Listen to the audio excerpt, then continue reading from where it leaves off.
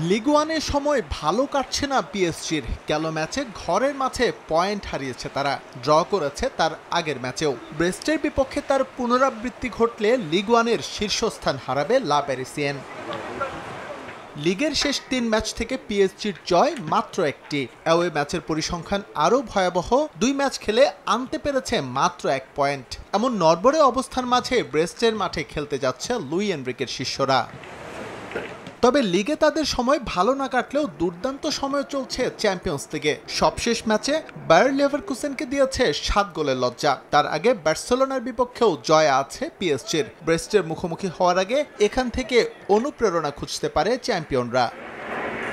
মৌসুমের শুরু থেকে ইনজুরি বয়ে বেড়ানো দলটা নিস্তার পায়নি এখনো। হ্যামস্ট্রিংয়ের চোট ছিটকে দিয়েছে হুয়াও নেভেসকে। হিপের ব্যথায় খেলতে পারবেন না ফাবিয়ান রুইজ। এছাড়াও ওসমান দেম্বেলের মাঠে নামা নিয়েও আছে শঙ্কা।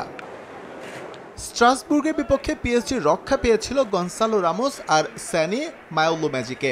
এই ম্যাচেও তাদের উপরই আস্থা লুই এনরিকের। তাছাড়া বারকোলা ফর্মে থাকায় কিছুটা নির্ভর ম্যানেজমেন্ট। সব মিলিয়ে ব্রেস্টকে হারিয়ে শীর্ষস্থান ধরে রাখতে বদ্ধপরিকর লা প্যারিসিয়েন।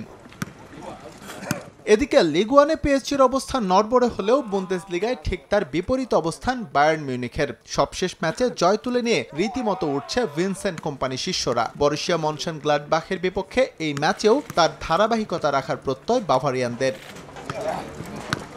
চলতি মৌসুমে টানা ১২ ম্যাচ অপরাজিত বায়ার্ন মিউনিখ। ভিনসেন্ট কোম্পানি দায়িত্ব নেয়ার পর টানা ১৯ ম্যাচ তাদের হারের তিক্ততা দিতে পারেনি কেউই। লিগ থেকে শুরু করে চ্যাম্পিয়ন্স লিগ সব জায়গাতেই ওদের আধিপত্য। ছন্দে থাকা বায়ার্নের এই ম্যাচে কিছুটা ভাবনা হ্যারি কেনকে নিয়ে। চোট থাকায় তাকে ছাড়াই একাদশ সাজানোর পরিকল্পনা টিম ম্যানেজমেন্টের। এছাড়াও আরও কিছু গুরুত্বপূর্ণ ফুটবলার পাচ্ছে না বাভারিয়ানরা। অবশ্য তাদের ছাড়াই দুর্দান্ত পারফর্ম করে চলেছে Bayern Munich. S M Iqbal, Somoy সংবাদ।